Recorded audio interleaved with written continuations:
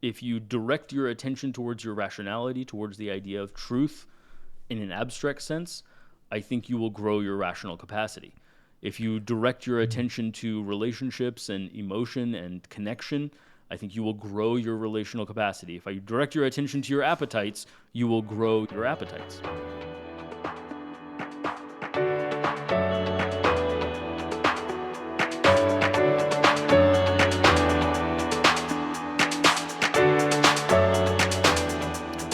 All right, man. So, lecture 5, Plato. Moving on from Socrates, and as usual, we'll start with a quick summary here, or at least my version of a summary, which you never agree with. So he talked about how Socrates kind of had a very pragmatic or a practice of challenging people on their bullshit and using bullshit in the technical term of areas where there had been a decoupling between relevancy or salience and truth. And for Socrates, marrying those two things was wisdom. Plato studied with Socrates for a long time, was deeply affected by his death, and a lot of his writings came out of that. Vervaeke started with an interesting comment on the nature that Plato's writings form such a bedrock for Western civilization that they are almost, in a technical definition, sacred, and he called that an inexhaustible fount of insight, is that you can keep returning to it both culturally and personally over time and gaining new insights out of it. A lot of what he talked about was Plato's investigation of how people can be foolish. How does foolishness occur? And in many ways, giving what we might today consider a psychological answer to that, a scientific answer, at least within the context of the time. And that is that we are at risk of foolishness when we are engaged in inner conflict. When we have opposing forces within ourselves, that is when the potential for foolishness exists. And what are those opposing forces? He proposed the idea of a man in the head, a monster in the gut or the genitals, and a lion in the chest. And the man and the monster, the man is of reason, the monster is of appetites. The monster is focused on the immediate gratification and is highly recommended or highly related to salience, whereas the man is related to reason, long-term goals, and highly abstracted ideas. And that conflict, that often is the source of the conflict, is that what we find salient in terms of keeping us alive, right? Our appetites, our desire for food, reproduction, et cetera, might be at odds with the man's abstract understanding of long-term planning, abstract ideas, abstract goals. And that the lion in between, in the chest, was the midterm goals, the notion of social and cultural goals, and sharing experiences and meaning. And that if the man and the lion could team up together, then they could tame the monster. And so from there, he talked about how inner conflict, because you are at odds with yourself, you are at risk of self-deception, and thus losing wisdom. Whereas, by contrast, when the man and the lion are able to tame the monster, then the three are sort of in harmony together. They are arranged properly, and that leads to a sense of inner peace. It leads to a deep connection to reality. Again, kind of the Socratic ideal of wisdom is both relevancy and truth are being organized properly. And when you have what he called a clearer vision of reality, a greater sense of yourself, you oddly become less self-focused. You become more focused on the outer world. Two other points I just wanted to quickly throw in. One is that he talked about the notion that when you are considering moments farther out in the future, because any particular outcome has a lower probability, you have less ability to predict that particular outcome. Naturally, we find it less salient. It hits us in our gut less. Whatever may happen 20 years from now, I have a less visceral reaction to what may happen 2 minutes from now. And that is part of the challenge between the abstraction of long-term things like long-term goals versus the immediate gratification of the short term. That some of that is just predictability. That was an interesting point. The other one I really wanted to emphasize, and we can talk about more, is that this idea of self-knowledge, of removing that inner conflict, was a participatory knowing, not a intellectual or belief-based knowing. It was that in order to engage in self-transformation, you had to engage in the world, allow the world to change you, you change the world, and then the world changes you. And that cycle was what created the sense of reality and created your participation and engagement with your own reality. And that brought us kind of to the allegory of the cave, where, once you are freed from maybe the initial illusion, or you get the idea that you have been in a delusion, there is a slow ascent, and you are blinded by each further exposure. When you're just exposed to the fire in the cave, and we can go into more detail, but when you're just exposed to the fire, that is blinding. And then you realize, oh, actually there's sunlight. And then you start ascending out of the cave toward the sunlight. But each step towards the sunlight blinds you, and you have to stop a moment and adjust. And I really loved the part where he said, if you go out and you stand in the sunlight, you can never really stare at the sun, right? It's too bright, but you can get a glimpse of it. And it is the source of life. And then you descend back down into the cave, and you go to talk to the people who are still chained there, looking at shadows and listening to echoes. And if you try to explain to them this experience, you'll be talking nonsense to them. All they know is shadows and echoes, and it will seem completely it's a view on reality that is completely incomprehensible to them. And that's reflected in the modern myth of the Matrix as well. He also talked about the Pythagorean idea, or the Platonic forms, and we can get into that. I think that's very important, but probably going to become more important with the next video on Aristotle. So he didn't spend much time on it. It was like 4 minutes at the end, so maybe we don't have to spend much time on it. Yeah, so I had some thoughts about the tripartite Platonic model of the mind, right? So, I think that's probably what he was doing is Plato was coming up with a theory of mind. How does the mind work? Again, I'm of the two of us, I'm the more empirical thinking. I drag the conversations over to how you can actually think about them in the most empirical way. And I think what the label we would give to what Plato was doing with the man, the lion, and the monster is he was creating a theory of mind. And I don't know that I agree with the way in which you characterize the man, the monster, and the lion in terms of this is short-term, intermediate term, and long-term goal-setting kind of neural apparatus, right, to drag in modern nomenclature. I don't think I think these are just different dimensions of mind and not so much a time preference kind of dimension of need. So it's not as if the man is best utilized for thinking long-term and the monster is short-term and the lion falls somewhere in the middle. I actually had a bit of trouble understanding this when I first came across it, and so I spent a little bit of time trying to figure out, because it seemed like too simplistic. I'm like, oh, so it's just time preference, and the man is is a long tail of the time preference, and the monster is a short end, and the lion is in the middle, and somehow we have to harmoniously get the gears working in a way that creates harmony and decreases inner conflict. My understanding of the man, and I don't even know that it matters that he was pointing to different parts of the body. I'm not sure to what extent it was clear to the Greeks at the time that most of the mind is in the brain. So we had to be thinking about the brain. Whether that's true or not, we'll not get into that conversation. But they didn't have models of like, well, the mind is housed in the brain, so let's stop talking about the heart and the guts and what have you. But the different dimensions that I thought of was, well, the man is the abstracting logical part of the mind, what we would refer to as the prefrontal cortex today, right?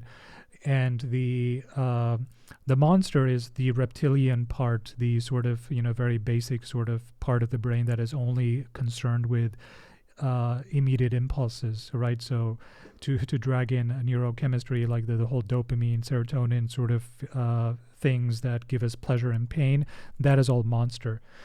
The lion, though, I had a very difficult time to fit it into modern parlance, right? Because in modern neurobiology, there isn't something where you can just put the lion in there. But the way that I ultimately understood it was, we know from anthropology that man is incredibly, first and foremost, a social animal. And this is something that came across in our previous conversations on his lectures as well. And there are levers that are pulled in our psyche that come from the social domain. So levers that would not be pulled if we were just born on a deserted island and raised by nobody, by wolves or whatever, right? So the ideas of guilt or shame really are only operative when you have people around you, because you can't feel shame if there's no one there to shame you. You can't feel guilt unless there's no one there to guilt you, right? So these are to put it another way, a guilt, shame, envy, right, is another very basic, greed is a very basic sort of human impulse that is very difficult to appreciate how you would feel envy or greed or jealousy without other people around you, right? So no, there totally. are emotional I agree that there levers. are multiple. Yeah. I mean, I agree with your general point there. Yeah. That there are significant emotional levers that cannot exist outside of a social context. Yeah. So there's a box of our sort of our way of thinking about the world that fits neatly into what the man is. There's a box that fits neatly into what the monster is, and in the lion is where like the social threads that operate our consciousness and our way of thinking about our place in the world and the way of thinking about meaning. That's where that is housed, right? To some degree. Go ahead. Again, it's interesting because I think that part of the reason we have trouble fitting it into our modern neuropsychobiological model is that we became much more individualistic in our understanding of things. I think Plato may have had a much more communal view of man's nature, and so fitting in a communal aspect would seem much more natural to him. Vervaeke referred to the lion in modern neurologic terms as the mammalian brain. So there's the reptilian brain, the mammalian brain, and the human brain. The human might be the prefrontal cortex. Reptilian might be the serotonin system, right? A dopamine system. You might consider sort of the oxytocin system maybe as mammalian, right? That's not exactly right, but just trying to find the right analogy. But also maybe why this has not been studied as well or as significantly in modern neuroscience is because we have a bias against non-individualist theories of mind, right? I think we struggle with the notion that our minds are extended out culturally. Because our cultural wisdom is individualist. Well, I think it's a different problem. I think the lion aspect of theory of mind, which Plato's getting at, the communal aspect, if to put it another way, is difficult for empirical science to penetrate. How do you measure friendship? How do you measure envy and greed? Right? I mean, these are very difficult. That degree, amount of information combined with time spent. We talked about this the other day. We're coming up with an algorithm to measure. I'm working on it. No, you're exactly right. Yeah. So those degree of those lack of kind of quantification is. Yeah, those kind of things get left out of our mental model, and I don't know that with the reptilian brain or the mammalian brain. I think what he was just getting at is that we're reinventing Platonic models of theory of mind. is that, Freud came up with ego, superego, the reptilian mind, the mammalian Yeah. mind. These are all the same principles that Sure. Plato was getting at, all those, centuries Totally. ago. It's we Actually, reinvent the same old thing. there's a Taleb quote on that. He said, it's actually quite an achievement anytime you exceed or surpass your predecessors in any field. The amazing thing about Plato is he surpassed all of his followers. Um, and that's actually quite brilliant Yeah. in some way, right? Yeah. It's exactly it kind of hits you here, right? Is that like Yeah. his theory of man, monster and lion versus Freud's its ego and superego. I don't know. I feel like this is Yeah. actually in some way better developed in a Yeah, it very is. I mean, powerful way, right? yeah, it really is. I mean, Freud thought we all wanted to kill our fathers and sleep with our mothers, right? And Right. that's where his ideas like eventually led to. Whereas this is a cleaner model. There's like less moving parts to it, and the buckets are larger, right? So you could fit a lot into the idea of a lion, right? Let's return to the lion in a second. I will pick up the point you made about short, medium, and long term. I mean that was directly quoting him. I mean, so first I think that was in the summary I was just representing his statement. I do think there's an aspect there of not just habit but necessity, right?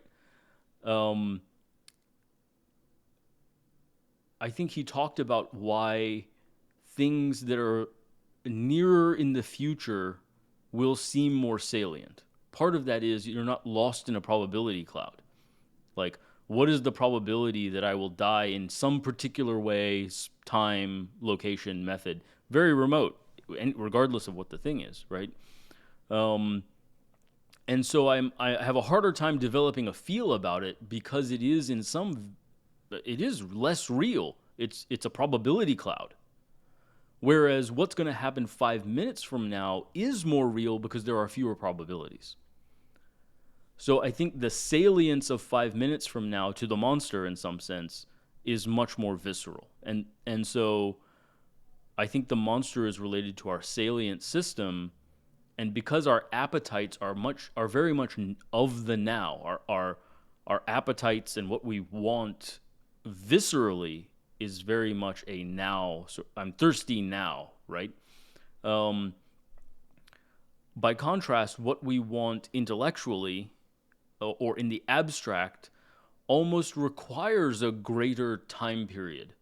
Like the things I want abstractly, like success or status or health, necessarily are not now. I can't do any of those things now, but I can gain them over time. And so I think just by the nature of what each system that he proposes is concerned with, you do end up with a rough time frame, right? Yeah, it's hard to shoehorn in a time frame with the lion, though, right? If we agree that the lion is where the domain of things like greed, envy, hate, jealousy occur, there's really no sensible. The timeline model of the tripartite nature of mind doesn't really fit. The other thing I'll say is the reason I resist it as well is just oversimplifying it to just time alone.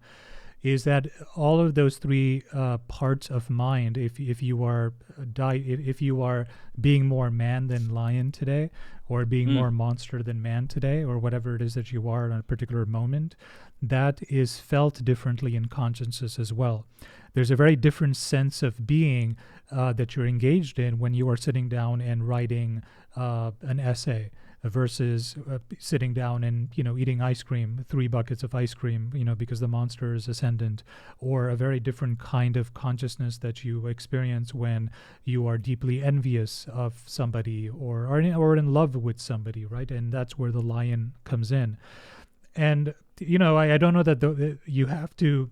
I don't know that splitting it into time frames does that much work, as much as thinking about them as different qualia of, or not qualia, but different states of consciousness, and then recognizing that these states exist, then trying to figure out how to harmonize these states of consciousness in a way that minimizes inner conflict.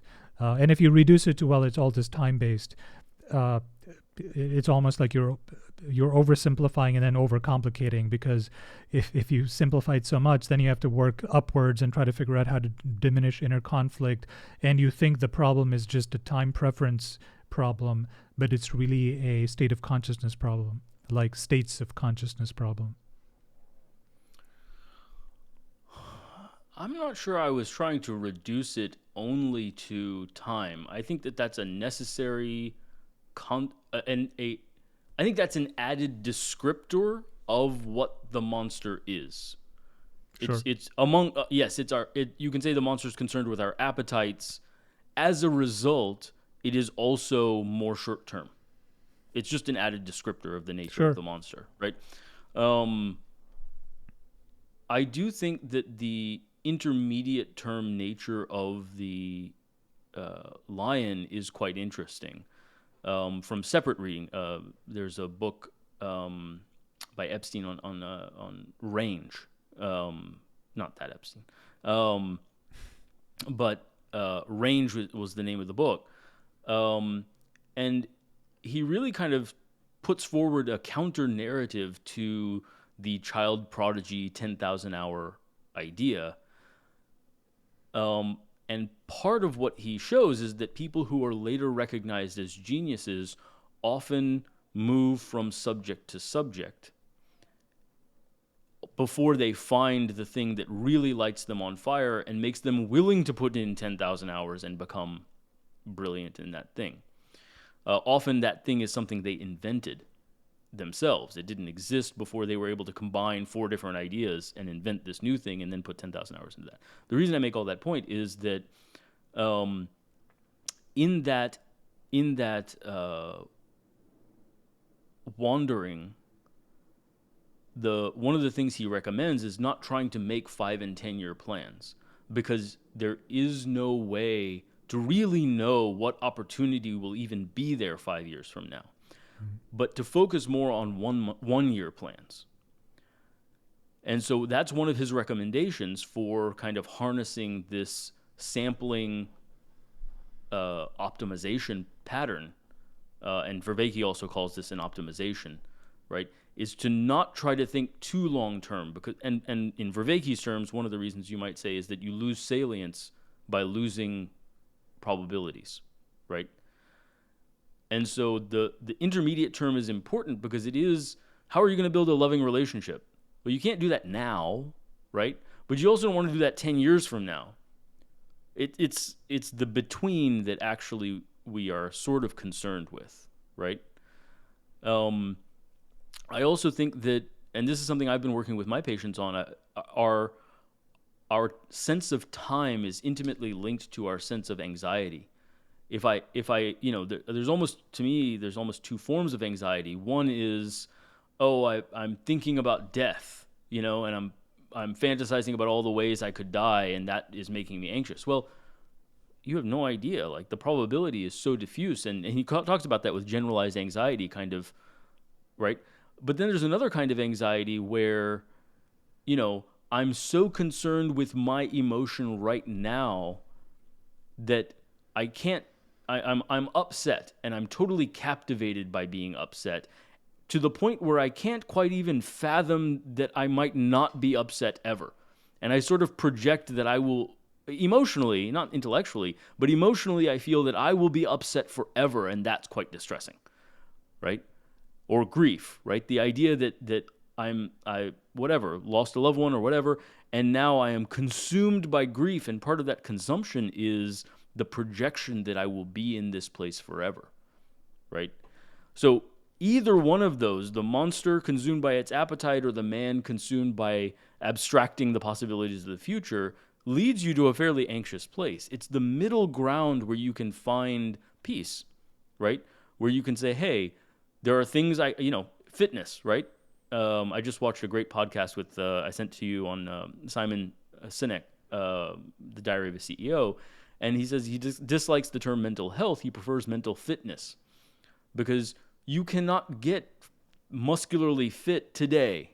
You can't be now muscularly fit, right? But you can do things now that will make you muscular or more fit or lose weight 6 months or 12 months from now, right? So in that middle, and then if you're like, well, 4 billion years from now, the Earth will be destroyed and the sun will, consume. Well, then why get fit, right? So, it's that middle ground where we can find relevance and we can find meaning and purpose and direction in life. And what I found a little bit hard to quite understand was why that is so intimately linked with our connections with others. I agree observationally that that's probably true, but I don't know why that must be true. Are you sort of bringing this back to the lion, that the lion is the The intermediate lion, range? well, yeah, exactly. I mean, I think I understand why the monster is a creature of the now. I understand why the man is sort of a creature of the long term.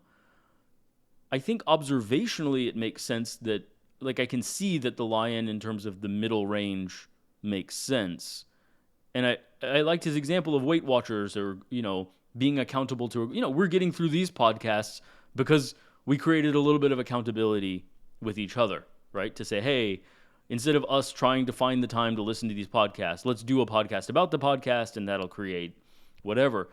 And so yeah, that intermediate time frame is very linked to the socialness, but I don't have as good a sense as to exactly why that is. This is exactly what I meant by when you simplify to time frames and you complicate it, yeah, inadvertently as well, right? I mean, if I agree, the monster is a short-term, short horizon concern. The man can be a long-term horizon concern, right? Because not all applications of the man or abilities of the man or state of consciousness that the man represents is necessarily concerned with long-term self-interest of yourself. You could, if you're sitting down doing abstract math for 10 hours a day, the part of your brain that you're using is what Plato would refer to as the man. Now, you could use those exact same,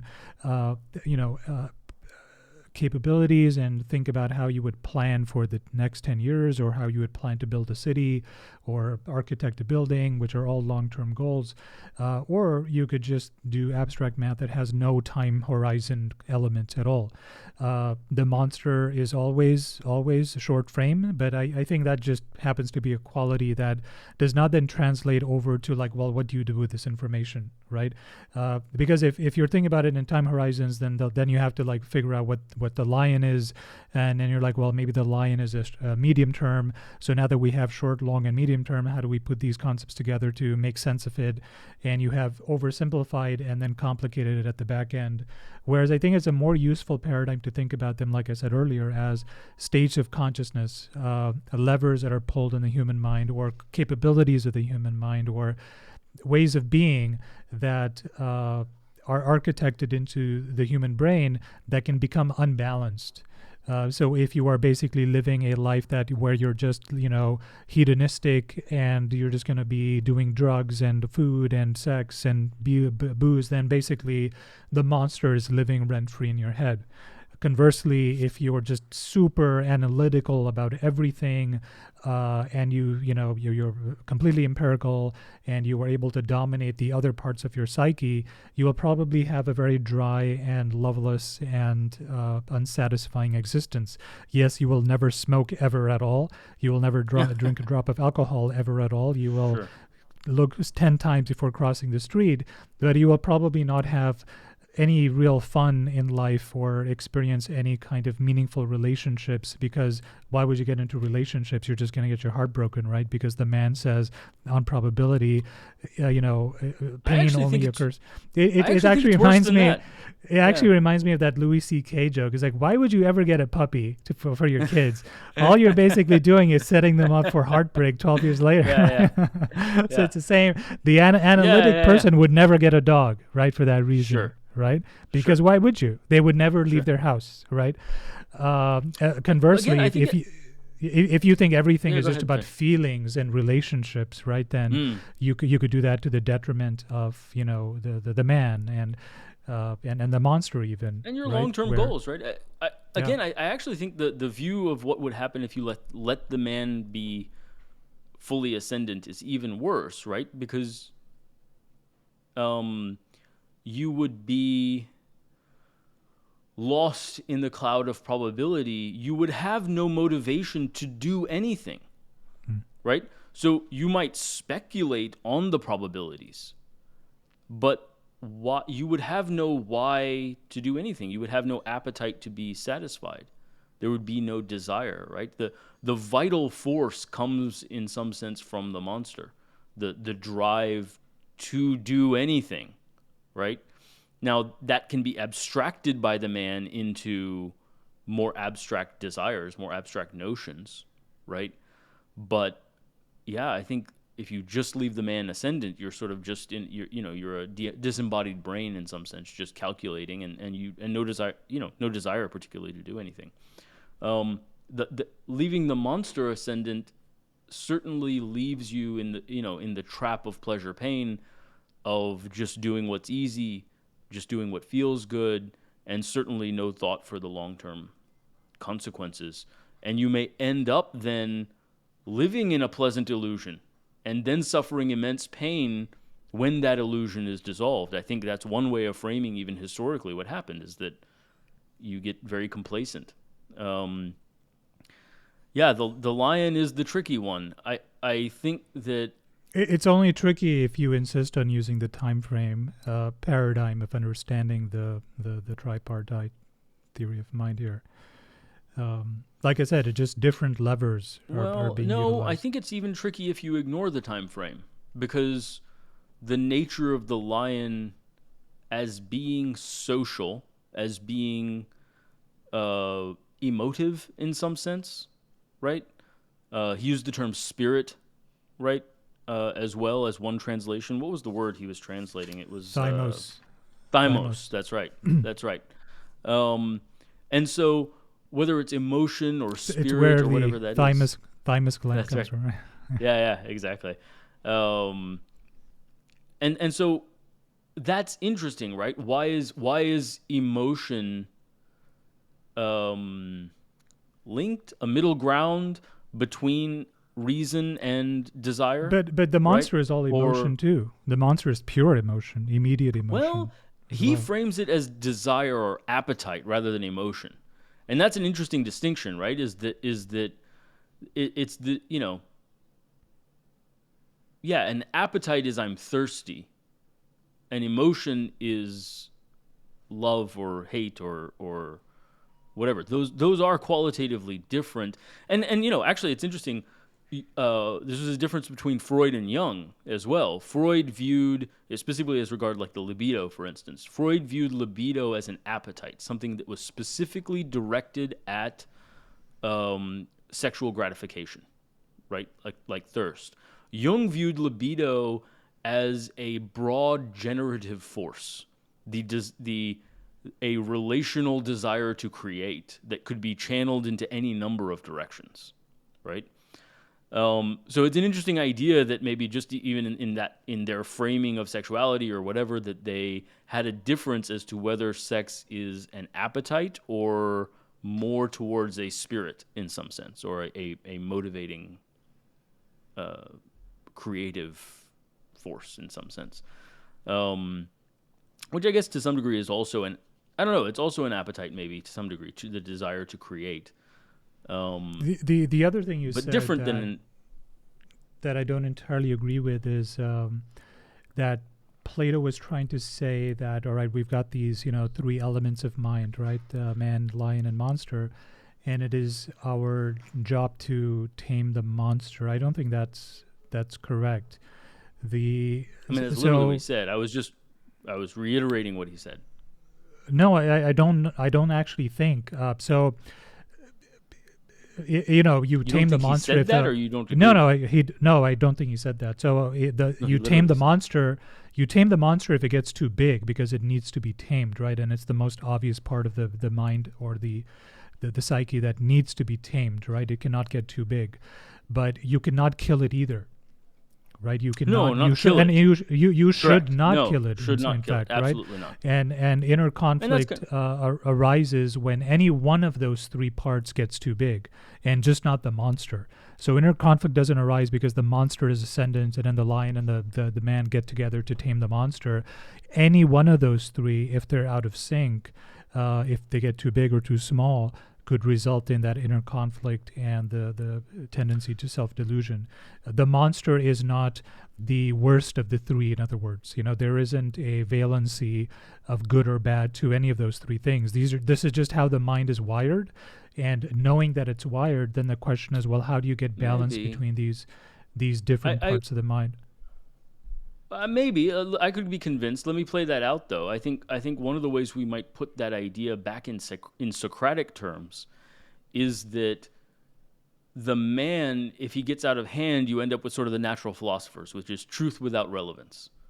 And so Socrates did view that as qualitatively unsatisfying, but not as bad as the sophists, which were relevance without truth. And so, yeah, I think there is some way in which letting the monster get out of control is somewhat worse than letting the man get out of control, right? Now, the goal of wisdom is to have the three balanced in relation to each other. But I do think there are better and worse ways of being unbalanced. If you have to choose an imperfection, right? Then I think there are better and worse choices. I will say I think the other thing I wanted to emphasize is there is a notion of balance, and you're using the metaphor of size, which I think is fine as long as we frame it as relative size. And that's to some degree important because I think a lot of people, self included, feel like I have very big desires. I have very big appetites, right? But the mere size is not a problem unless my lion and man are not up to the task of keeping that in balance. So if I have large appetites, I must also have large reason. I must also have large cultural and social connections and emotions, right?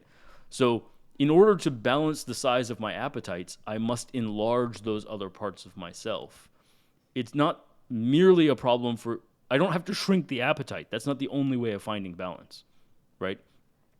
And that's an important idea because I think a lot of the objection I have to certain spiritual practices is the answers always will make the monster smaller. And it's like, I don't need it to be absolutely smaller. I just need it to be in balance with the other parts of myself, and enlarging those other parts is also a perfectly valid way of finding balance. Yeah. Yeah. One of the things that he did not get into, which I wanted to pick your brain on, is how do you create that harmony? He says, okay, well, these are the three parts of the brain, the mind. If they're in harmony, you reduce inner conflict and you become much better at recognizing true patterns. And when you apply these true patterns in understanding the world world gives you feedback on that and becomes an iterative positive feedback loop where you are able to perceive reality better. Reality imprints on you, conforms, you conform to it, and it's sort of a virtuous loop. Yep. But he actually did not say much. He was just laying it out. I suppose Sure. he'll bring it up later. What are your thoughts? And we're going a little bit outside the lecture now. Is how do you get to that Great. balance? Again, I think it depends a little on what's out of balance, obviously, right? I have a bit of a bias in that regard, and a strong feeling, actually, and this is why I react the way I do. I think it gives language to my reaction in some ways when we've had previous talks about spirituality, is I almost think that it is morally incumbent upon us to seek, and this probably comes out of the cultural bias of the same thing, but to seek growth rather than diminishment. And so if I find that my appetites are too large and the monster is ascendant, the answer needs to be enlarging my other parts, right? So I have a bias for that answer on nearly a moral basis. Like I almost take that as an element of faith, is that you should not try to be less than you are in any particular way. If you want to seek balance, and you realize your appetites are out of control, you need to look to the man and the lion to enlarge themselves, not to try to constrain the monster, right? So does that mean So, if you have a small monster to begin with, you should just increase the size of the monster? I'm not following. yeah, absolutely.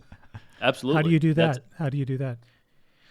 so again, I think those are practices that we don't talk about as much, but come up in things like sex therapy, where they talk about sensual touch, right? Not charging straight towards sexual gratification, but learning to enjoy just pleasurable sensations, sinking into, and they'll do exercises where just have your partner touch you with a piece of velvet or touch you with a piece of, right? And learn to enjoy the texture of the sensation in a slower way. Develop your appetite for sensation, right? Learn to appreciate whatever. You and I have talked about this at different times. Learn to appreciate good coffee, right? Where, hey, there's a depth of experience there, or wine, rather than just like slamming back shots of vodka to get drunk. You can say, well, you could experience the depth in a glass of wine by sinking sensually into that appetite, sinking into that desire for sensory experience, right? And so I think there are ways of enlarging the monster or encouraging the monster to grow. Just as if your monster's too large, there are ways of increasing your rationality, right? Focusing your attention on rational pursuits, using, as he said, kind of using the lion, teaming up, right? I would love to get through these lectures. How can I get through these lectures? It's an abstract desire of my man. I don't have any particular visceral desire to get through the lectures. Well, I can Right. use the lion to kind of like encourage that. And so I think the influence there, my personal belief is that you can grow any one of them by paying attention to it. I think attention is the food for each one of them. And so if you direct your attention towards your rationality, towards the idea of truth in an abstract sense, I think you will grow your rational capacity. If you direct your attention to relationships and emotion and connection, I think you will grow your relational capacity. If you direct your attention to your appetites, you will grow your appetites. Yeah, no, that's a very good mental model. I mean, I think I even told you as well. I have this other essay channel that I started, and one of my motivations for it was I was telling you this as well. If I want to expand my mind, which I'm very interested in doing, um, and engage in active learning, which the man part of me, I suppose, using this model really wants to do, then maybe a way to expand the mind is to drag the line into it. And if I do all of this learning in public with a YouTube channel, Yeah. then it gamifies it and enters it into the social domain, and it feeds on itself, right? So Yep.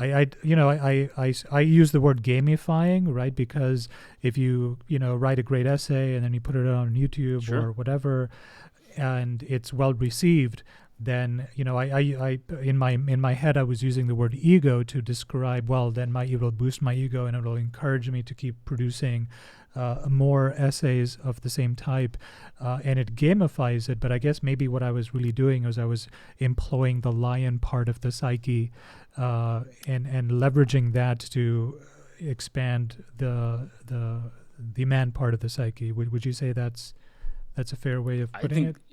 I think that's absolutely a fair way of putting it. I also think that actually your term gamification is super interesting because in all the reading I've done on intimacy, on the experience of intimacy, interpersonal intimacy, play is the gateway drug. So one of my favorite books is The Art of Intimacy, and one of the assertions there is that intimacy is a way of being, and the only thing you can do to be intimate is play.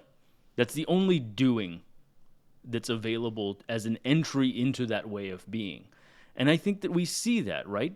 I think that, uh, um, you can frame different experiences as play, And when you do, there is the generation of a semi-social aspect, right?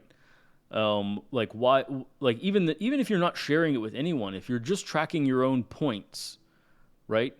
Like on any of these fitness apps, well, there's a reason why they show other people's points, even if you don't know them, just to give you because you have no other way of valuing the points. You have to understand what other people are doing, how many points are they getting to know how much is 10 points worth, right?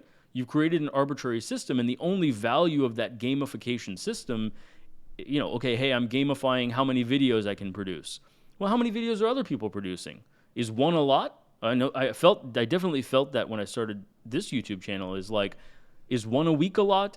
Is one a day a lot? What's the definition of a lot? Well, I need a social reference point for that, right? So even if I'm not talking to anyone, the gamification requires engagement in some way. It is interactive play is interactive on a fundamental level, or intimate. Maybe not interactive. It is intimate. Even if you're only interacting with the universe or only interacting with yourself, it is a way of being authentic, being and pursuing meaning, and the unions of those things in the correct order. That's if interesting. That makes sense. Yeah, I mean, it's the same thing with like, oh, I want to lose weight. I should lose weight because it will bring down my blood pressure and improve my insulin sensitivity and my waist to hip ratio, and it will make me live longer. And, I should be deadlifting because it will improve my bone mineral density.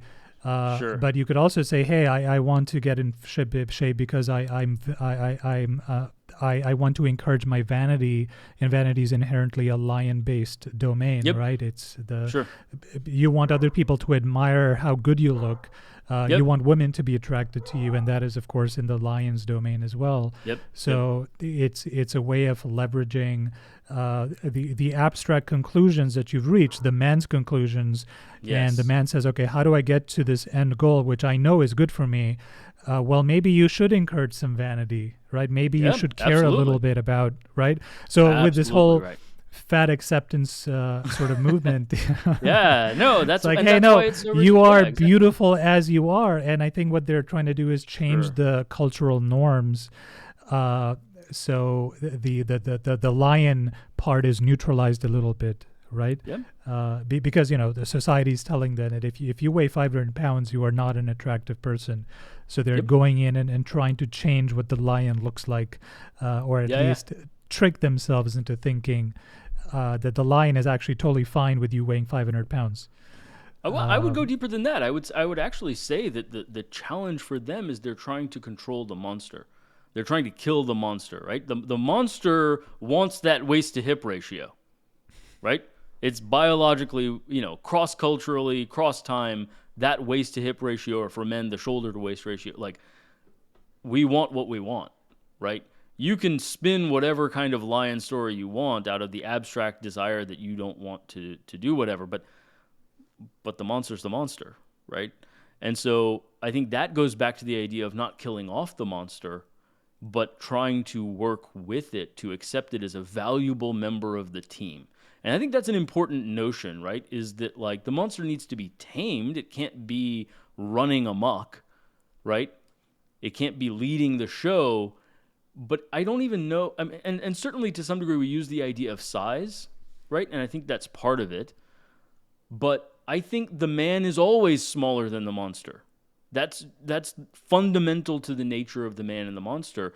But nonetheless, I'm smaller than a horse, but I can be riding the horse.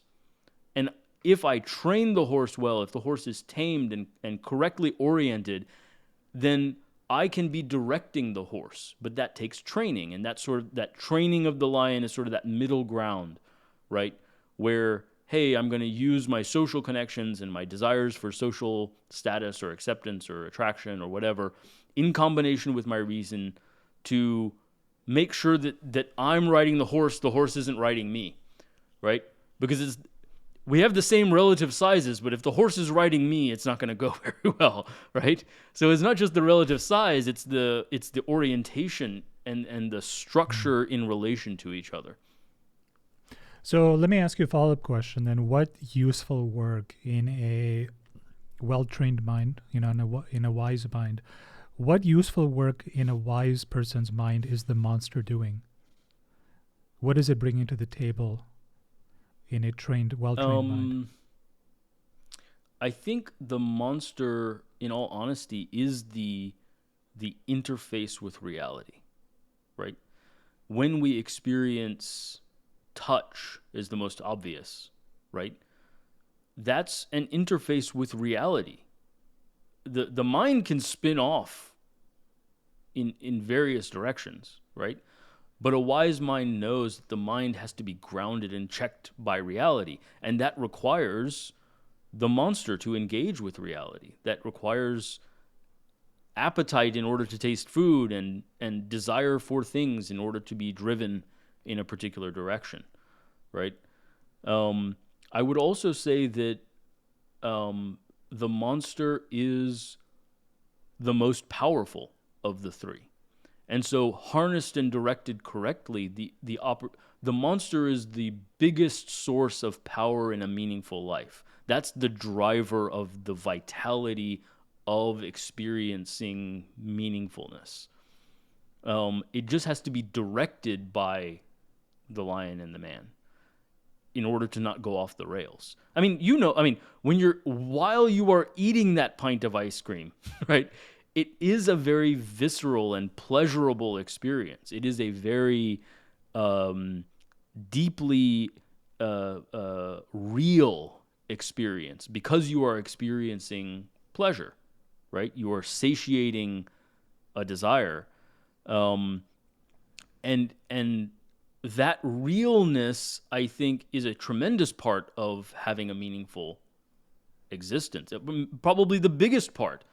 But the role of the lion and the man is to direct and shape that in more abstract ways, so that it is woven together into a whole, not merely pushed and pulled by the desire of the moment, right? But directed in a particular way. So the image in my head, again, that I would talk about, that horseback riding, it's sort of that, like, well, the horse is way faster and more powerful than the man, right? So if you're trying to head in a particular direction, trying to walk there is going to be way worse than riding. But that means the rider has to be setting the direction, even if the monster is the thing driving the forward movement. Yeah, right. Interesting. I had read about Plato's forms, in a bunch of places, and I never really understood the allegory of the cave. It's pretty good, right? I mean, I was like, oh, now I finally understand. Not pretty good. Not pretty good. I've done philosophy. I was a philosophy undergrad major. We talked about this for a long time. This is, really on point. Yeah. The best explanation, both in terms of cultural context, relevancy, but also really direct experience. I'm sure you have been, and I have been through sort of these transformative experiences. And it's described exactly right? First you're chained, looking at shadows on the wall, listening to echoes, and thinking that is reality, right? And then that illusion is destroyed, and it is quite painful, right? To have that illusion destroyed. You're disoriented. All the things you thought were real are not. All the sounds you were listening to turned out to be merely echoes of you don't know what, right? And then you turn around and you realize the truth that all those things were just shadows cast by this fire, and you look at the fire and it's blinding, right? And that is in itself pain because you can't even tolerate the truth.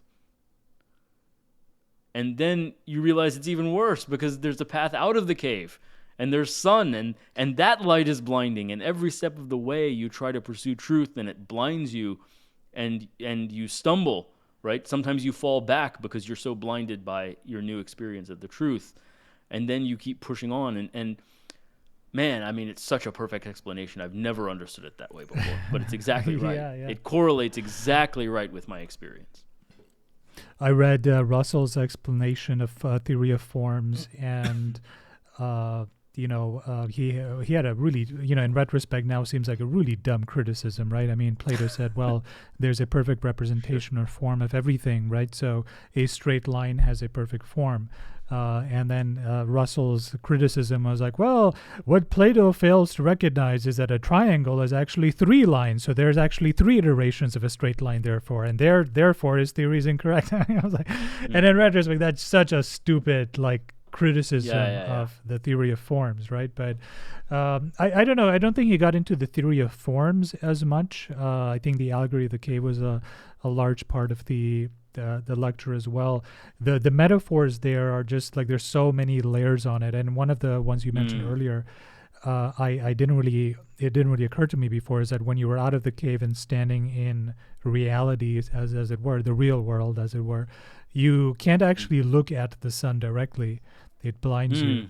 So the source of all reality in itself is somewhat overwhelming. You can get a glimpse of it, right? And it's interesting because the Buddha or the Buddhists have a very similar sort of view, is, when you reach nirvana, that is a temporary state. You can't just walk around being in nirvana the whole time. I mean, it's very difficult to, you're not going to be able to get anything accomplished if you're just in nirvana the whole time, right? You need to recede back into yourself and then operate from a illusion of reality just to be able to operate in the world. You can't just look at the reality directly. And that's always been my issue with Buddhism is they never give you a good answer as to why you should need to operate in reality. Right? They frame the goal as enlightenment, and then they're like, well, once you reach that goal, then you have to come back to reality. It's like, well, why? You never explained that part, right? I recognize that it's true, and I understand what you're saying, but your own theory won't hold itself. Whereas I think Plato, or the Western ideal on some level, views functioning in the world as optimum functioning in the world, wisdom, being in contact with reality as the goal, and thus enlightenment is merely in service of that goal, right? It is merely a step on the pathway of wise and meaningful engagement with life, right? Which makes more sense to me. I think that's that's a better, I think, use of meditation. And even the Buddhists talk about meditation as not an end to itself, but a means to an end, and the end being the attainment of nirvana or enlightenment as it's known. But one of the other striking things is, even though the Buddha lived about 100 years, maybe before Socrates did, so definitely just a little bit before Plato was around, the word enlightenment, came from there, and there's an enlightenment mythology in the Allegory of the Cave. And what's interesting is that these different disparate ideas converge in the same idea of enlightenment, right? Coming out to see the light, which is just a very weird coincidence. No, but I think it's more than a coincidence in some sense. Peterson talks about this when he talks about some of the Babylonian gods like Marduk, right?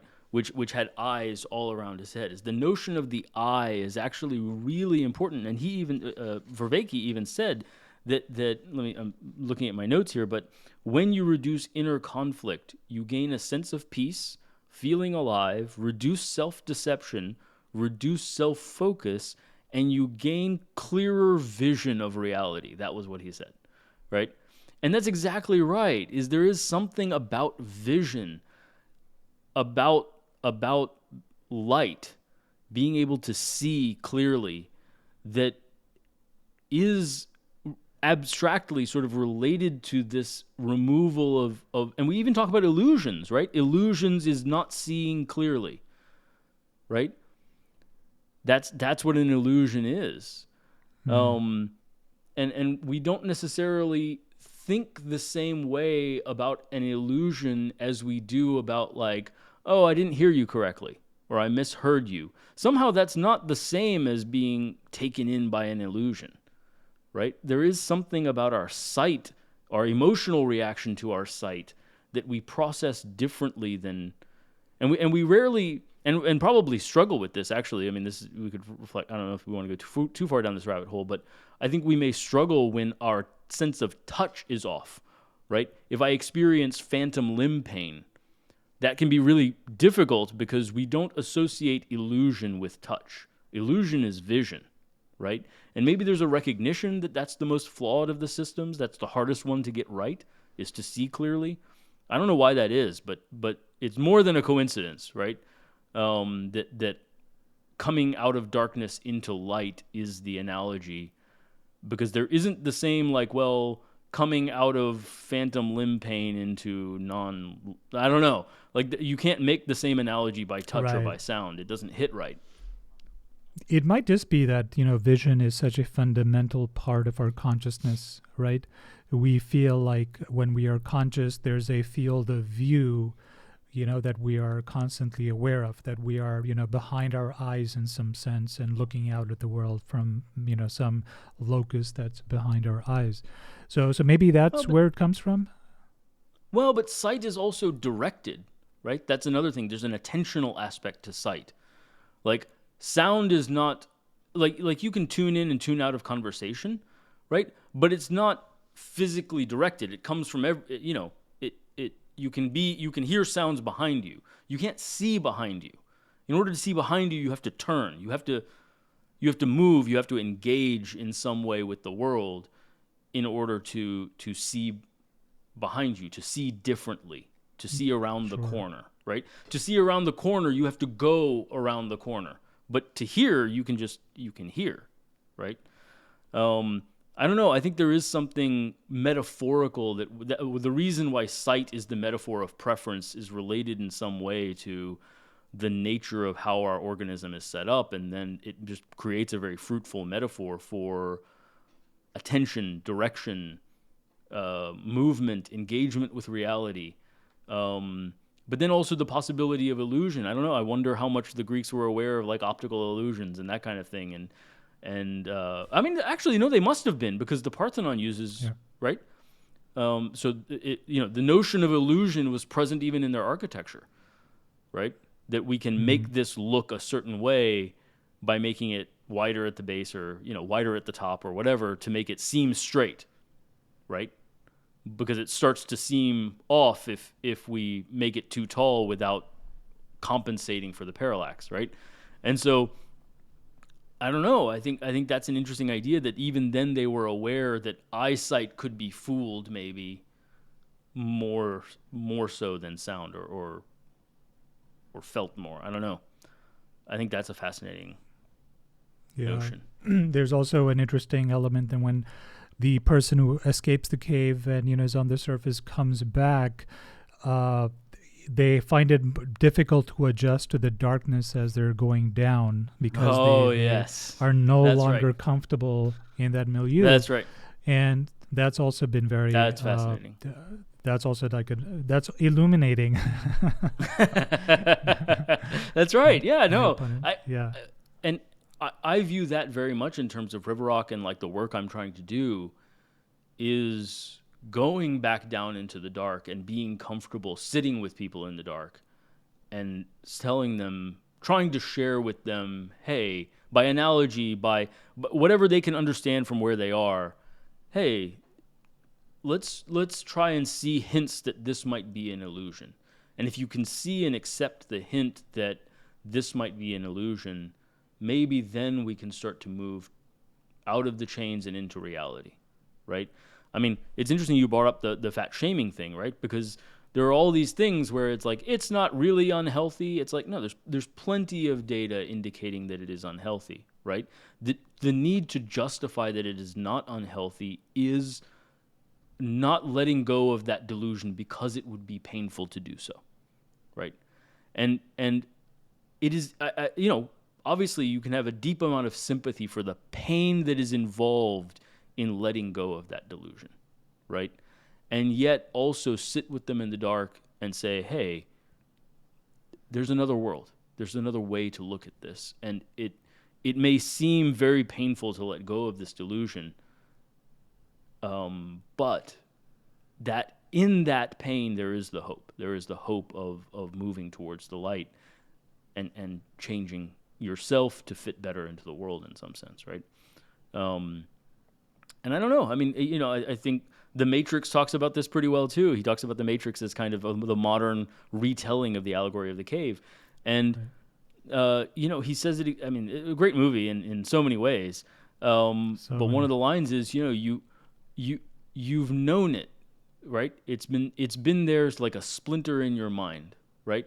And I really do think that all these people who in woke, mind virus and the people who are, fat acceptance and this and that, I think that there is a splinter in their mind where they know that that's not real, right? That's an illusion.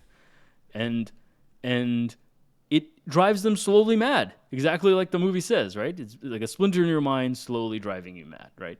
And if you can say, hey, let's acknowledge that splinter exists and start to break out of the delusion, you can alleviate a greater suffering by embracing this pain now, right? The pain of losing the illusion allows you to maybe alleviate that deeper suffering of that splinter in your mind, knowing that you're captured by an illusion. I don't know. I think that's and my dream of the work I want to do. Ignoring the illusion is the mechanism of ignoring the mechanism of ignoring the fact that you are in an illusion, right? The splinter in your mind, as you called it, right? That mechanism is the bullshit mechanism, right? Yes, you bullshit yourself. Right. The splinter is right. there.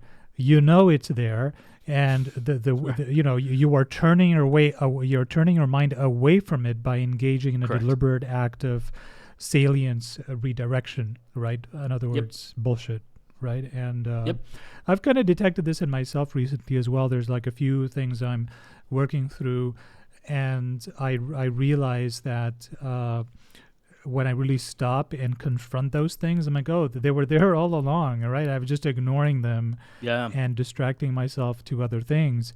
And I'm like, hey, I had this thought like 4 weeks ago. Well, why is it only now that I'm taking it seriously, right? It's like, this is not the first time this thought has occurred to me. And now that I'm sitting with it, I'm like, oh, this is actually an important thing. I need to get this thing sorted out. And yet I haven't yet, even though it's been weeks since the thought first occurred to me. What have I been doing this whole time, right? And it's because, I'm busy in the work of distracting myself with bullshit, right? As he talked about in the last lecture.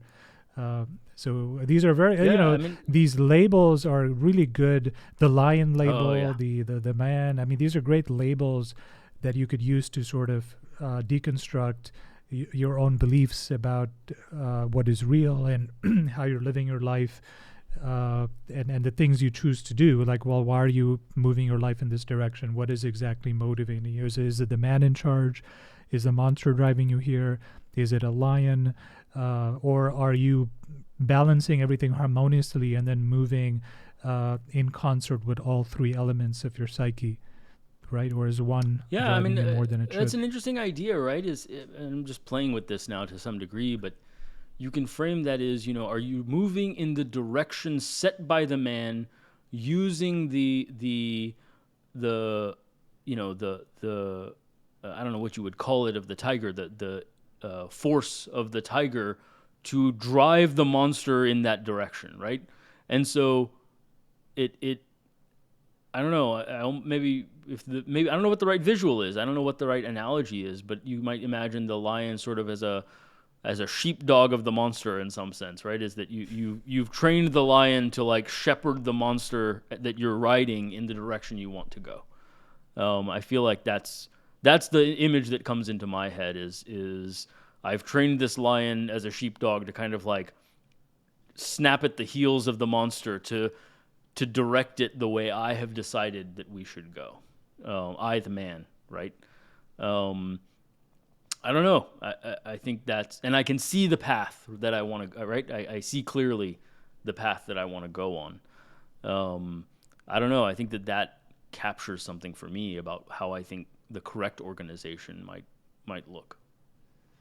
One of the other things there's so much you can drag out of the allegory of the cave, but the other thing that comes up is when you go back and talk to the people who are chained, they would kill you if they could, right? And he's Yes. obviously Oh, talking about yes. That Socrates there, Socrates. but Sure. that is a again, there's so much packed into this allegory, right? It's a simple Totally. thing, but it's a sacred text almost, right? By his It is. definition, which is that Yep. it just you keep coming back to it, and there's more wisdom to be extracted. Which, by the way, is a phenomenal description of sacredness, right? Of Absolutely. what is sacred. I mean, for you, for example, Gibran is probably sacred text in by that And sense, right? Dune. Khalil Gibran And and Dune. Dune, I right? was All right. I was talking to Doug, who I don't know if you haven't met Doug, right? No. Anyway, I was talking to Doug, and he pointed out that I quoted Dune the way super evangelical Christians quote the Bible. And he's like, you know the book like backwards and forwards, and you quote it in that way, right? And I probably quote Gibran that way as well, the prophet and the madman both, even Sand and Foam, right? And so, yeah, there are those books where I find the you can return to it at different stages of life and pick out different things. And Dune in particular, the way I read it when I was 15, I did not understand the same things that I understood at 30 and at 40, right? Because I didn't have a reference point for that degree of grief, that degree of loss, that degree of hardship, that degree, I didn't have those reference points. But when you do, then you realize that the author spoke to it. And Yeah. certainly Plato's allegory has exactly that nature. Yeah, it's this is something that I'm not sure Plato commented on and Vervaeke didn't in his lecture, but it is somewhat puzzling that if you were to go back down to those people chained to the wall, they would kill you if they did, right? You would think Hmm. that if you were to show somebody the way out of the cave into the light, they would be like, "Oh, dude, let's go." Right, and yet Hmm. there's something about going to a person and saying that you are living in a delusion that is deeply offensive to them. That would actually, and this happened to Yep. Plato's, Socrates, right? So that's kind of Yep. Yep. where he was deeply influenced. In fact, you could argue this entire paradigm of him thinking about why people are stupid, right? Why are they foolish? In other words, right? Why are they Sure. unwise? Because the city of my birth, the city I love so much, Athens, killed this great man. How can I explain why this happened, right? Yep. And that is what his the rest of his life was about, is explaining. I mean, he did a lot of other things as well, but this theory of mind, what we would call today theory of mind, is his attempt to explain where foolishness comes from, the imbalance between the lion and the man and the monster. But I don't know that Plato remarked on it or Vervaeke did not talk about it at all, but the idea of why it is people are resistant to being dragged out of the cave. What are your thoughts on that? Um, I think, well, it's funny you mentioned that because I was talking about that in the last video on Orbita. Um, and I do think that we do experience guilt and maybe shame as well.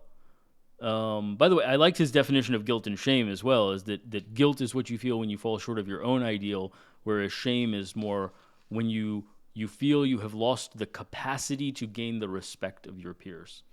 That's an interesting. Anyway, but yeah, when a delusion is pointed out, I think that we do experience some loss of status, some sense of shame, some sense of guilt, maybe, um, and those things can be painful. And I think we try to avoid those pains to our detriment. Again, when the monster is a bit too much in charge and is functioning on a pleasure pain semantic, and that's sort of exactly the issue, right? Is that when we have not developed our man and our lion perhaps sufficiently strongly, and the monster is the one leading the charge, then you are operating on pleasure and pain, and losing the delusion is painful in all these different ways, right? And so I think that's part of it. The other part of it, I think, is um, the I don't even know how to say this. Anyway, it'll come to me. Let you continue. Well, my own instinct is that people are sort of ensconced in their worldview. And if you tell them that actually what you have believed for the last 20 years is completely wrong, maybe they think of the lives that they lived in the past as being completely wasted. Is that, oh, if I've been living in delusion this entire time, then I've just wasted the last 20 years of my life, right? I mean, not literally wasted, but I mean, it depends on what the illusion is. But there's a resistance to that because it's a time sink, it's a sunk cost fallacy there. Is that, okay, I've invested this much time in this way of thinking, and you're saying now that I have just been spinning my wheels the entire time and I've just been lost in delusion. Maybe it's more than just sunk cost, though. I think this is an interesting idea of almost self-referential, right? Is that maybe I have some shred of meaningfulness in my life, right? In order to embrace the idea that I've been living in a delusion, I have to let go of that. That's all I have, is that small shred of meaningfulness. And now you're stripping that away from me with the promise of greater meaningfulness. But what you're saying sounds so far-fetched, I can't believe you. I don't believe that I have nothing in my experience that would tell me that view of meaningfulness or reality makes sense at all. All I've seen is shadows and echoes, and from that context, your descriptions of reality sound far-fetched at best. You sound like a madman. And yet you are telling me to give up the one shred of meaning I have and go with you for some promise of a fantasy land, is what it sounds like, right? Where those things are not possible, at least not for me, right? I'm chained here in the dark. Those things are not possible for me. I don't believe you, right? And I think that is part of the challenge, is you're asking people to believe in something that seems fantastical or so far out of reach that the cost of doing so is the small shreds of hope or meaning. I mean, not hope, but the small shreds of meaning that they have. And that it may not be as fundamental as meaning as much as it is a affinity to holding on to what you believe to be true. So if you are convinced that, being fat is not, bad for you at all, and that doesn't necessarily give you meaning at all, but you just feel, all of society is deluded. If I'm 500 pounds, the science does not back that up, that I'm unhealthy. This is just all sort of, Instagram culture, blah, blah, blah. It's not necessarily rooted in meaningness. It's just that, okay, this is what's true. And then when you shake that belief, you're asking them to break that model of what is true for them and reform it into another model. And perhaps that's just a painful thing.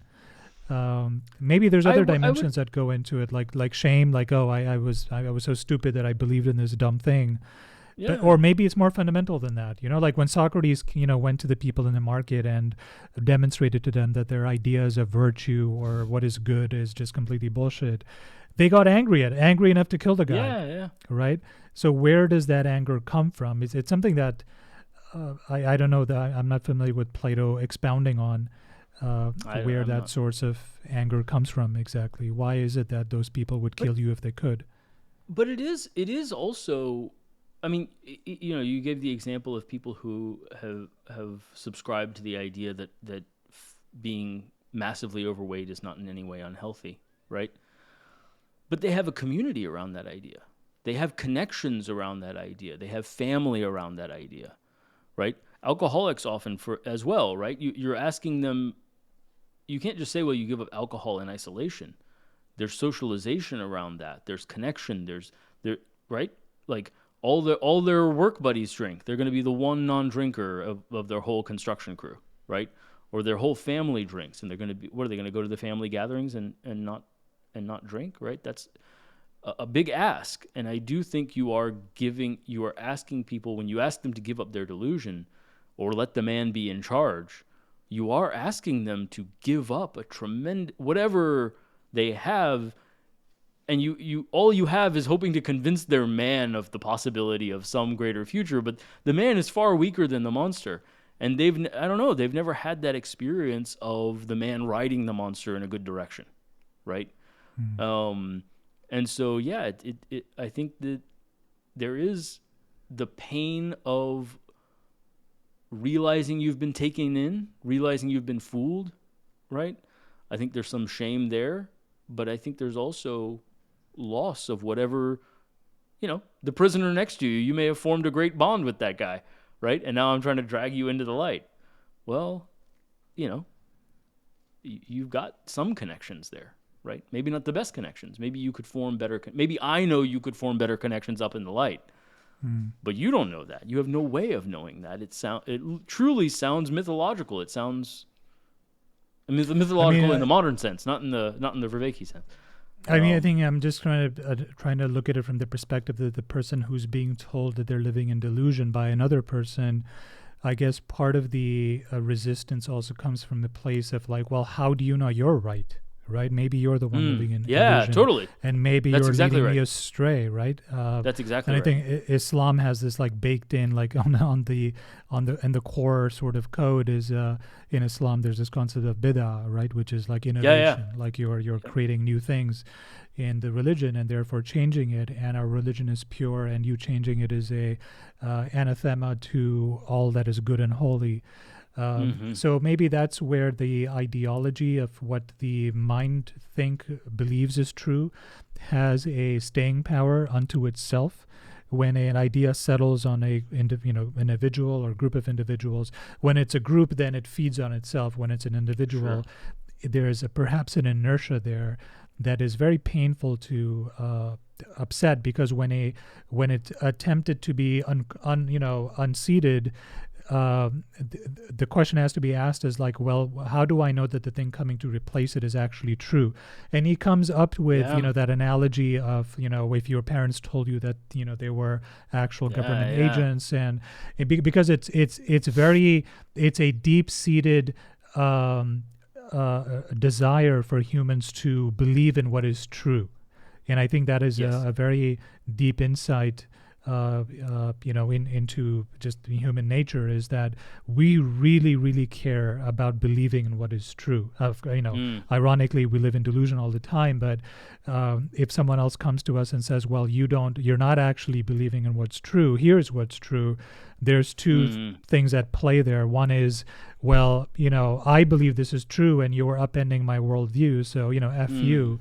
And secondly is like, well, the thing you're feeding me might be untrue, so you're like making things worse, right? You're debasing the truth even further. And this results in like visceral hatred to some extent, and that's that's a part of the human psyche that's interesting to meditate on, because we cling on to what we think is true, resistant to what we think is not true, and react violently when there's a phase shift occurring. Well, I mean, it's interesting because I think that very relevant to the video I just made on Orbita, right? And on Nordic, the colonoscopy trial, is that these trials come out and show that the mythology of putting stents into stable angina was not true. It was a delusion, and all the interventional cardiologists came out firing, trying to attack this study, and I think that was out of a sense of that you are stripping away the delusion. I think we talked about how Andrew Huberman and Rhonda Patrick and these guys tell stories, and the narrative fallacy, I think, hinges on our desire for meaning. Stories are a way, like he talks about that in I think it was the third lecture, talking about the Hebrew view, that we're not just in a cycle, we're telling a story now. We're going somewhere, right? And I think we've learned that stories are vehicles of meaning, and if you strip away my story, you are really stripping away something of deep value. And so I've been telling myself this narrative, and if you reveal that as a fallacy, I will fight you, because you are attacking what I am taking as my sense of meaning. It takes a very flexible person to say, "Oh, cool. Like, I guess that was, you have to be very um, uh, comfortable at the notion of being fooled, right? Um, and just say, "Oh, great. Thanks for letting me know I was living in a delusion for the last Yeah. 20 years," right? I really admire, there's a guy who wrote a book on theory of mind, actually. Um, I don't know if it was Dennett or somebody else, but uh, he notes that he had spent like 30 years of his 40. career arguing for the opposite view. And he realized one day that he was just wrong. And then he published this book like attacking, devastatingly attacking his own view of the last 30 years. But you have to imagine emotionally that's quite difficult. That's quite difficult to publish. Wittgenstein did the same thing, by the way, as he published this whole thing on the uselessness of philosophy, right, and the uselessness of language. And then his next work, which was never published because he died first, was based on the realization that he was mistaken, right? And I don't know. It's a really interesting idea as to, can you mold yourself into the person who can tolerate the shame and the pain of having their illusions revealed, and be grateful to the person who is revealing that illusion, and actually go forward and say, sure, show me the sun. Um, and maybe in our modern terms, we can speak like just being able to entertain an idea without necessarily having to believe it. So if you have that flexibility, you can say, well, tell me about your idea. Let me look at the world through that lens and see whether I think it leads up to the sunlight or whether I think you're deluded, right? I don't have to be so defensive of my meaning because I know that there I wonder is meaning to out there. what extent shame comes into it as well. Is that, oh, you have been living a foolish ideology all this time. You are a foolish person, right? And there's a sense of shame there. Shame there that Over also a person, identification maybe with the, like, yeah, just because I have a and foolish idea doesn't mean that I am a fool. Those are yeah, different things. yeah, right. So that's probably one operative at play. The other thing is likely how much work is that ideology doing? If you're, for example, thinking, we're going back to the Orbiter trial, I guarantee you all the interventional cardiologists are, up in arms about the Orbiter trial, right? But the gynecologists are probably very open-minded, Yes. when it comes Yeah, absolutely, right? right? Yeah. So it really kind of depends on how invested you are. If you are, if you tell a pastor of a megachurch, which earns, an ungodly amount of money, no pun intended, that, well, your beliefs are wrong, they're going to have a far greater resistance to that attack or that sort of approach versus someone who, has a nominal relationship to Christianity or the church, right? So here's an interesting idea too, is that like, I mean, your point is well taken, right? Like, if you're revealing to me that my wife is cheating on me, that's very different than you revealing to me that like a celebrity's wife is cheating on him, right? Like, I don't have no investment in that, right? The level, the burden of proof so, is much higher, right? That's right. In fact, the more you care about the belief, the higher the level of burden becomes, right? Yeah, absolutely, absolutely, right? I will say, though, I think that's the other thing, is that, we have to resist the temptation, because the easy answer is to say, well, don't invest too heavily in ideas, in any particular idea, right? And again, I think that's a mistake, because you have to invest heavily in order to get anywhere, right? And so the answer actually, just like we were talking about not saying don't diminish the monster, it's actually just embrace greater amounts of pain. If, I mean, it's very possible that what I'm doing in River Rock is a delusion, is that this is not the best way forward for medicine, for human health, for wellness. Like, I have these ideas, I have these theories, I believe them quite strongly, right? But I also recognize the notion that I could be deluded, and evidence may come out that shows that I have been taken in, and that's true of anything, right? I tend to be a very vocal doubter of the value of statins in most cases, right?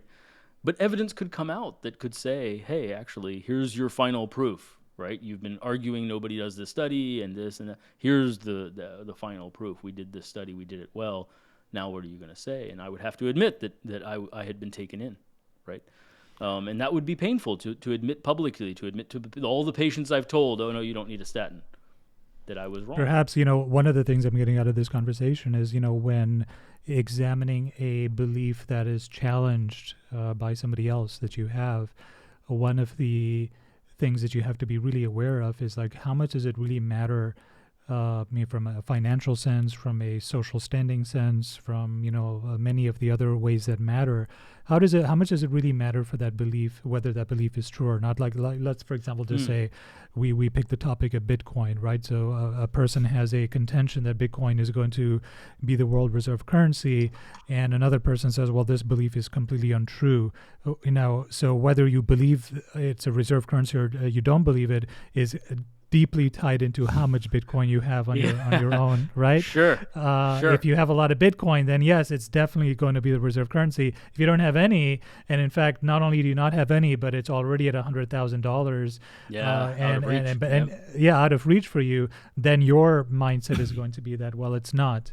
And it's very difficult then to untangle yourself from the biases that you have about a belief system, because they're so deeply integrated into how you've oriented yourself in the world, right? Not just Bitcoin. Like if you are a deeply religious, pick a religion, then you're probably integrated in the community. Maybe you do a lot of business, you have business partners who are also members of that community.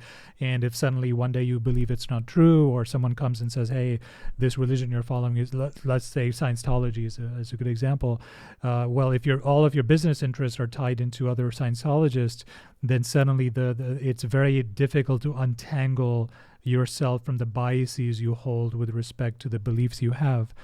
And there's no easy solution for this. I'm just pointing out that perhaps when I have beliefs that are challenged, or I have strongly held beliefs, I need to be a bit more cognizant about to what extent the veracity of those beliefs are affecting my life in very important ways that may be biasing my perspective, right? So that's just something to think about, and that it's sometimes very difficult to untangle the two, right? Because if you believe something to be true, you're probably going to orient your life in that direction. Yeah, absolutely. Totally. By doing so, you invest, your life in a certain way, and though those roots, go deeper every passing year, and then someone comes and unroots you, literally, the deeper the roots go, the harder it is to unroot you from that belief system. So it's a double-edged sword. It's good to be invested in good ideas, but if you have missed the mark, if the arrow lands incorrectly, then it also becomes harder to de-invest you from those ideas as well, if the roots have gotten really deep. So, and I think that may be a lot of what traumatizes people was when those roots were deeply woven and then are revealed to be a delusion in a way that, we gave the example of a spouse cheating or whatever. It's like, well, you've invested a lot. You've woven those roots really deeply. If you got incontrovertible proof that you had been living in a delusion, it is incredibly painful because you have to reconsider so much of your life. That's not just one little thing where you can be like, cool, well, I'll just cut that out and move on, right?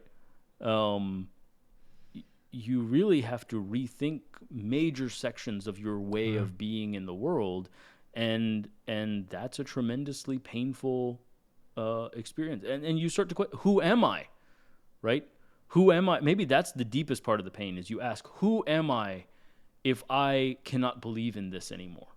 Who am I if I have been investing incorrectly into the world? All my investment in the world has been based on this idea, and there is a loss of identity. I think it'd be interesting to see, and probably have to go here in a second, but interesting to see if he talks about the union between our sense of meaningfulness and our actual sense of identity, our sense of self. Yeah. And I think that when something uproots our meaning, it is uprooting it unmoors us. Peterson talks about that, right? Agreed. Cool, man. Well, all right, man. Great discussion. Let's do the next one as always. soon. Cool. Let's do it.